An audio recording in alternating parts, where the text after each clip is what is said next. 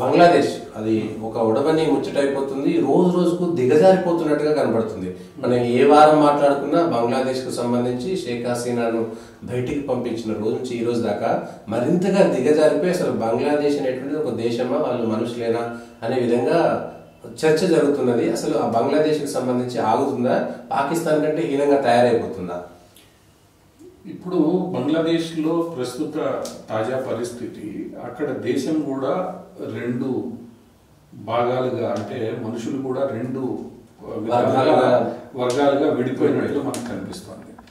ఒకటేమో ఈ జమాతే ఇస్లామీ నేతృత్వంలో ఒక ప్రధానమైన వర్గం, గతంలో పాకిస్తాన్కు మద్దతు ఇచ్చిన వర్గం. ఆ రోజు పాకిస్తాన్ నుంచి స్వాతంత్రం తీసుకునే సమయంలో బంగ్లాదేశ్లోని ప్రజల మీద విపరీతమైన అరాచకాలు సృష్టించి నానా యాగి చేసిన జమాతే ఇస్లామీకి మద్దతు తెలుపుతూ ఒక పూర్తి స్థాయిలో ఒక వర్గం ఈరోజు బంగ్లాదేశ్ని నియంత్రణలోకి తీసుకునే ప్రయత్నం, పూర్తి మతోన్మాదం.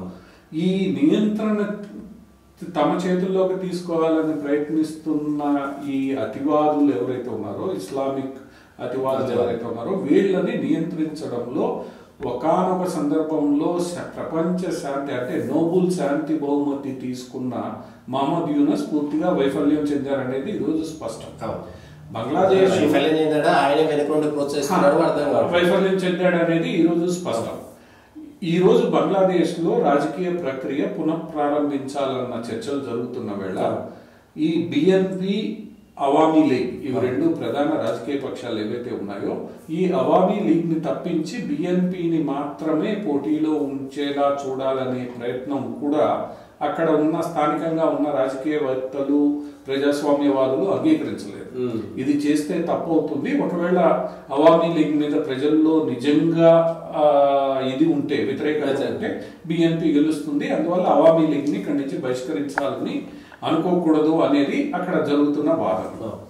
ఈ వాదనల నేపథ్యంలో జమాతే ఇస్లామీ నేతృత్వంలోని అతివాదులు ఎవరైతే ఉన్నారో వాళ్ళు అక్కడ గట్టిగా మహమ్మద్ యూనిస్ ప్రభుత్వం మీద ఒత్తిడి తీసుకొచ్చే ప్రయత్నం చేస్తున్నారు. అసలు రాజకీయ ప్రక్రియనే పక్కన పెట్టేసేయాలి, అవసరం లేదన్న స్థితిలో, ఇది ఇస్లామిక్ దేశంగా దీన్ని మార్చాలన్న స్థితిలో జరుగుతోంది. ఆ జరుగుతున్న క్రమంలో హిందువుల మీద తీవ్ర స్థాయిలో వీళ్ళు విరుచుకుపడుతున్నారు, దాడులు చేస్తున్నారు. ఎన్నో అరాచకాలు ఈరోజు బయట ప్రపంచానికి తెలిసి వస్తున్నాయి. బయట ప్రపంచం కూడా వీటిల్ని ఖండిస్తోంది. ఏ ఉద్దేశంతో అయితే షేక్ హసీనాని తప్పించి ఇక్కడ పెట్టారో ఆ ఉద్దేశం ఇప్పుడు నెరవేరేలా కనిపించడం లేదు. ఎవరైతే దాన్ని భారతదేశానికి వ్యతిరేకంగా కొంత ఇరిటెంట్ గా తయారు చేసి భారతదేశాన్ని బెదిరించాలనుకున్నారో అది ఈరోజు పూర్తిగా భారత్ వ్యతిరేక దేశంగా బంగ్లాదేశ్ ని తయారు చేసే దిశగా సాగిపోయింది. ప్రజాస్వామ్యాన్ని పక్కన పెట్టే దిశగా సాగిపోయింది. ఇప్పుడు ఇక్కడ పరిస్థితులు దిగజారిపోయాయి. ఇస్కాన్ మాజీ సన్యాసి చిన్మయ ప్రభుని అరెస్ట్ చేసినప్పుడే పరిస్థితులు పూర్తిగా దిగజారిపోయాయి అనేది మనకు అర్థమవుతోంది. ఆయన తరపున వాదిస్తున్న లాయర్ని హత్య చేయడానికి ప్రయత్నించినప్పుడే అక్కడ పరిస్థితులు కంట్రోల్లో లేవనే విషయం కూడా పూర్తిగా అర్థమవుతోంది. ఈ నేపథ్యంలో బంగ్లాదేశ్ ఆర్మీ తాను టర్కీ నుంచి కొనుగోలు చేసిన కిల్లర్ డ్రోన్లలో 12 డ్రోన్లలో 6 డ్రోన్లని భారత్ సరిహద్దుల వెంబడి మోహరించారు. మరి ఎందుకు మోహరించారు ఈ కిల్లర్ డ్రోన్లని భారత్ సరిహద్దు వెంబడి అని అంటే దానికి బంగ్లాదేశ్ చెప్పిన సమాధానం ఏంటంటే, ఈ బంగ్లాదేశ్ నుంచి భారత్ కు ఏదైతే పారిపోవడం జరుగుతుందో రాజకీయ నాయకులు వీళ్ళు వాళ్ళు ఉన్నారు, దాన్నంతా అరికట్టడానికి బంగ్లాదేశ్ భారత్ సరిహద్దుల్లో ఆందోళనలు, ఇలా రహస్యంగా దేశం విడిచిపోవడం, వీటిని అరికట్టడానికి బంగ్లాదేశ్ రక్షణకే మేము ఈ చర్యలు తీసుకుంటున్నామని చెప్తున్నప్పటికీ భారత్ నుంచి బంగ్లాదేశ్ లోని వారికి ఆయుధాలు కానీ లేదా ఇతరత్ర మద్దతు అందకుండా చూడడానికి ఇది చేస్తున్నారన్న వాదన కూడా ఉంది. అంటే ఒక రకంగా షేక్ హసీనా నేతృత్వంలో మంచి మిత్ర దేశాలుగా పేరు గడించిన ఈ రెండు దేశాలు ఈ రోజు ఒకళ్ళనొకళ్ళు నమ్మలేని పరిస్థితుల్లో బద్ధ శత్రువులుగా తయారయ్యే. దీనికి కారణం ఎవరు?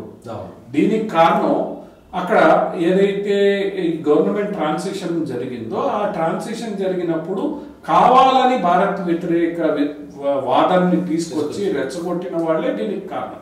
ఆ రెచ్చగొట్టిన వాళ్ళల్లో మహమ్మద్ యూనిస్ ప్రముఖుడు.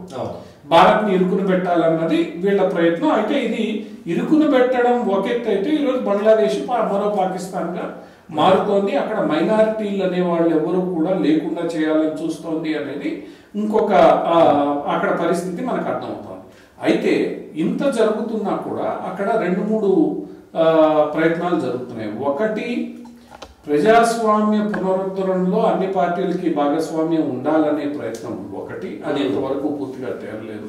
రెండవది, బంగ్లాదేశ్ ఆర్మీ చీఫ్, భారతదేశ ఆర్మీ చీఫ్లు ఇద్దరు మాట్లాడుకోవడం జరుగుతోంది. వాళ్ళిద్దరూ, ఎందుకంటే బంగ్లాదేశ్ ఆర్మీ చీఫ్ భారత్కి మంచి అనుకూలు అనే పేరుంది, వాళ్ళిద్దరూ ఒక రకమైన అవగాహనతో నడుస్తున్నారనే వాదన కూడా ఇక్కడ బంగ్లాదేశ్ లేవనెత్తుతోంది. కానీ వాళ్ళిద్దరూ ఒక రకమైన అండర్స్టాండింగ్తో ఉండడం. మూడవది, రేపు 9వ తారీఖు డిసెంబర్ 9, రేపు సోమవారం, మన భారతదేశ ఫారిన్ సెక్రటరీ మిస్రీ బంగ్లాదేశ్కి వెళ్ళి, బంగ్లాదేశ్ ఇప్పుడు తాత్కాలిక ఫారిన్ సెక్రటరీ ఎవరైతే హమీదుల్లా ఉన్నాడో, హమీదుల్లాతో ఒక రోజంతా సమావేశం కానున్నారు. సో ఇది మొట్టమొదటిసారి భారతదేశం నుండి ఒక హై లెవెల్ విదేశాంగ శాఖ అధికారి అక్కడ హై లెవెల్ విదేశాంగ శాఖ అధికారితో సమావేశం కావడం ప్రత్యక్షంగా ఈ మొత్తం 4-5 నెలల ఉద్రిక్తతల తర్వాత. సో వీళ్ళిద్దరూ ఏం మాట్లాడుకుంటారు అన్నది ఇప్పుడు ఒక రకమైన చర్చ. ఈ మధ్య కాలంలో బంగ్లాదేశ్ కు వ్యతిరేకంగా భారతదేశంలో వరుసగా ఆందోళనలు జరుగుతున్న నేపథ్యంలో త్రిపుర రాజధానిలో ఏదైతే బంగ్లాదేశ్ హై కమిషన్ ఉందో దాని మీద దాడి చేశారన్న ఆరోపణలు వచ్చాయి.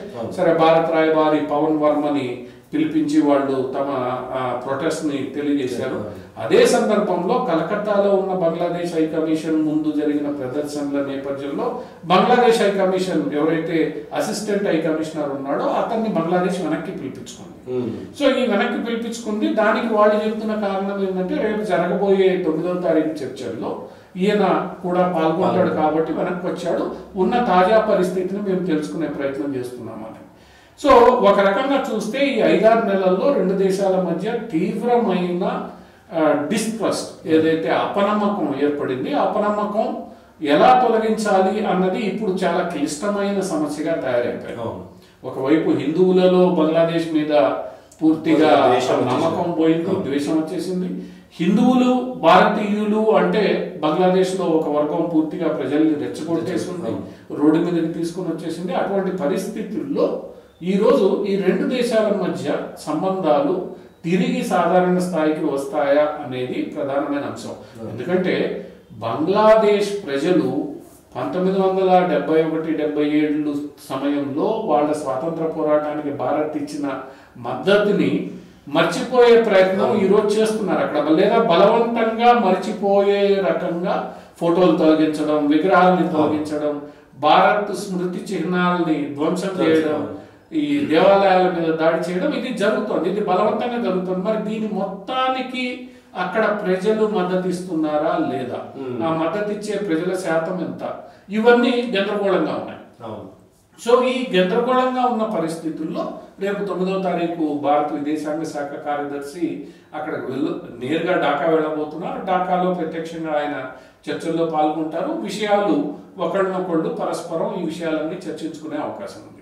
ఇంకొక వైపు ఎవరైతే ఈరోజు మహమ్మద్ యూనిస్కి మద్దతు ఇచ్చి మొత్తానికి కారణమయ్యారో ఆ అడ్మినిస్ట్రేషన్, అమెరికన్ అడ్మినిస్ట్రేషన్ పక్కకి వెళ్ళిపోయే అవకాశం ఉంది. రేపు జనవరి 20 తర్వాత కొత్త అడ్మినిస్ట్రేషన్ వస్తుంది. అది ఎంతవరకు ఈరోజు బంగ్లాదేశ్కి మద్దతు ఇస్తుంది అనేది ఒక ప్రశ్నార్థకం. ఆ విషయంలో కూడా బంగ్లాదేశ్లో స్పష్టంగా ఉంది. ఈలోగానే ఈ గందరగోళం అంతా సృష్టించాలనే ప్రయత్నం ఏదైతే ఉందో ఆ ప్రయత్నం ఎంతవరకు సఫలమవుతుంది అనేది వేచి చూడాలి. కాకపోతే ఇంతవరకు అక్కడ స్పష్టంగా మనకు అర్థమైన విషయం ఏంటంటే చైనా కానీ ప్రత్యక్షంగా ఎక్కడ ఈ వ్యవహారాల్లో పూర్తి స్థాయిలో జోక్యం చేసుకుంటున్నట్లు మనకి కనిపించడం లేదు. ఎందుకంటే చైనాకు కూడా తెలుసు ఇక్కడ ఒక అతివాద పాకిస్తాన్ లాగా ఇది తయారైతే పాకిస్తాన్లో చైనా పాత్ర పోషించినట్లు బంగ్లాదేశ్లో పోషించడం కొద్దిగా కష్టం. అందులో ట్రంప్ అధ్యక్షుడిగా ఉన్న వేళ నువ్వు ఇక్కడ వేలు పెట్టి గందరగోళాన్ని సృష్టించుకోవడం, ఇప్పటికే చైనా జాగ్రత్తగా మన సరిహద్దుల్లో వివాదం లేకుండా చూసుకుంటున్న వేళ ఇక్కడ మరో వివాదానికి చైనా వెళ్ళదు అనేది ఒకటి. ఆ రకంగా చైనా ప్రత్యక్షంగా ఏదో చేసేస్తోందన్న ఇది ఇంతవరకు మనకు కనిపించడం లేదు.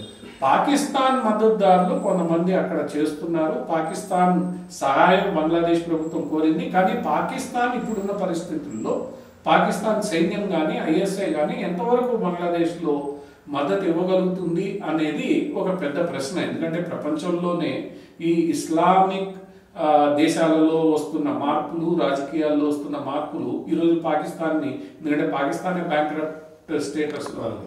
సో రాబోయే రోజుల్లో బంగ్లాదేశ్లో ఎంతమంది ప్రజలు ఈ మొత్తం వ్యవహారానికి మద్దతు ఇస్తున్నారు, ఇది ఎంతకాలం సాగుతుంది, ఎంతవరకు ప్రజలు అక్కడ ఓర్చుకుని ఉంటారు, తిరుగుబాటు చేస్తారు అనేది మనకి తేలబోతోంది. ఏదేమైనప్పటికీ భారతదేశానికి వచ్చేసరికి సమస్య ఏంటంటే గట్టిగా మాట్లాడితే పెద్దన్న అంటారు, మాట్లాడకుండా ఉంటే తిట్టేవాడు తిడుతూ ఉంటాడు. అది ఆ భారం భారత్ మీద పడకుండా చూసుకోవాల్సిన పరిస్థితి భారతదేశం కూడా.